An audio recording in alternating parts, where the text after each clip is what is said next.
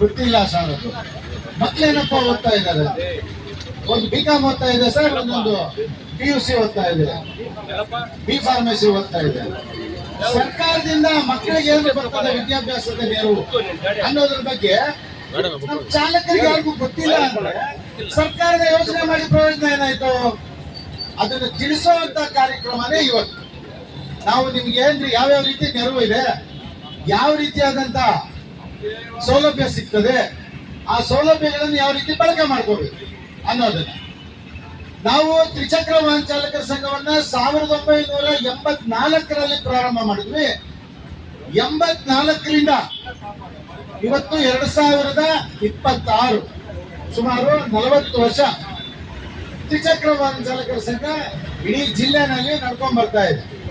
ಅದೇ ರೀತಿ ಬಂಗಾರಪೇಟೆಯಲ್ಲೂ ಸಹ 89ರಲ್ಲಿ ಪ್ರಾರಂಭ. ಈ ಆಟೋ ಚಾಲಕರಾಗ್ಬೋದು, ಈ ವೃತ್ತಿಲಿರ್ತಕ್ಕಂತಹ ಯಾರೇ ನೌಕರರು, ಈಗ ನಾನು ಏನು ಯೂನಿಫಾರ್ಮ್ ಹಾಕಿದ್ದೀನೋ ನಮ್ಮ ಆಟೋ ಚಾಲಕರು ಕೂಡ ಅದೇ ತರ ಯೂನಿಫಾರ್ಮ್ ಹಾಕಿರ್ತಾರೆ. ನಾನು ಈ ಗೌರವವನ್ನ ನಾನು ಉಳಿಸ್ಕೊಂಡ್ರೆ ಅವ್ರದ್ದು ಗೌರವವನ್ನ ಅವ್ರು ಉಳಿಸ್ಕೋಬೇಕಾಗುತ್ತದೆ. ಉದ್ಯೋಗ ಬೇರೆ ಇರ್ಬೋದು, ಆದ್ರೆ ಯೂನಿಫಾರ್ಮ್ ಸಮವಸ್ತ್ರ ಒಂದೇ ಇರ್ತದೆ.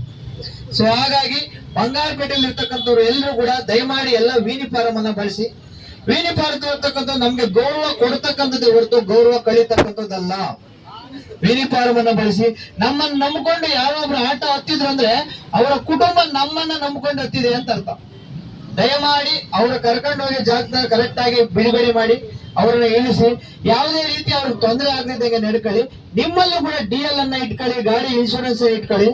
ಯಾವುದೇ ರೀತಿಯಲ್ಲೂ ಕೂಡ ಬಂಗಾರಪೇಟೆ ಆಟೋದವರು ಈ ತರ ತೊಂದರೆ ಆಯ್ತಪ್ಪ ನಮಗೆ ಅನ್ನೋದು, ಯಾಕಂದ್ರೆ ಇದು ಜಂಕ್ಷನ್ ಇದೆ, ರೈಲ್ವೆ ಜಂಕ್ಷನ್ ಇದೆ.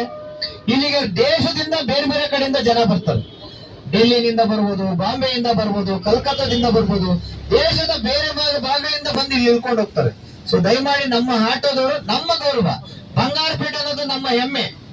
ಆ ಬಂಗಾರಪೇಟೆ ಹೆಮ್ಮೆಯನ್ನ, ಗೌರವವನ್ನ ಎಲ್ಲ ಆಟೋ ಸಂಘದ ಎಲ್ಲ ಪದಾಧಿಕಾರಿಗಳು, ಮೆಂಬರ್ಸ್ ಯಾರ್ಯಾರಿದೆ ದಯಮಾಡಿ ಉಳಿಸಿ. ಮೆಂಬರ್ಶಿಪ್ ಆಗಿ ಹೊಸೂರು ಈಗ ಅಕಾಲಿಕವಾಗಿ ಮರಣ ಹೊಂದಿದ್ರು, ಅವರ ಸ್ಥಾನಕ್ಕೆ ಇನ್ನೊಬ್ಬರು ಅಧ್ಯಕ್ಷರು ನೇಮಕ ಮಾಡೋ ಅವಶ್ಯಕತೆ ಇದೆ. ದಯಮಾಡಿ ಎಲ್ಲರೂ ಯೂನಿಟಿ ಆಗಿ ಒಗ್ಗಟ್ಟಿನಿಂದ ಮಾಡಿ, ಎಲ್ಲರೂ ಅಣ್ಣ ತಮ್ಮಂದರಿಗೆ ಬದುಕಿ. ನಿಮ್ಮಲ್ಲೇ ಕಚ್ಚಾಟ ಬೇಡ. ಎಲ್ಲರೂ ಕೂಡ ಎಲ್ಲ ಮಧ್ಯಮ ಹಂತದಿಂದ ಕೆಳಗಡೆ ಇರ್ತಕ್ಕಂಥ ಕುಟುಂಬಗಳಿಂದ ಬಂದಿರ್ತಕ್ಕಂಥ, ಆದ್ದರಿಂದ ದಯಮಾಡಿ ನಿಮ್ಮಲ್ಲೇ ಬೇಡ.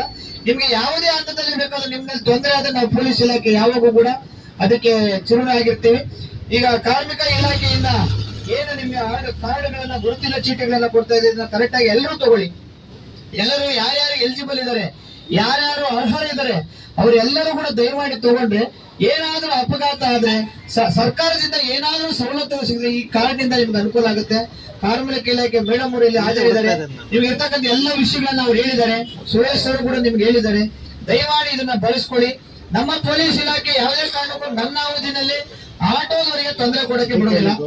ಅದೇ ರೀತಿ ನಿಮ್ಮಿಂದಲೂ ಕೂಡ ಯಾವುದೇ ತರ ಕೆಟ್ಟ ಕೆಲಸಗಳಾಗ್ಬೋದು, ಕಾನೂನು ಬಾಹಿರ ಕೃತ್ಯಗಳಾಗ್ಬೋದು, ಏನಾದ್ರೂ ಅದು ಸುಮ್ಮನೆ ನೋಡ್ಕೊಂಡಿರೋದಿಲ್ಲ.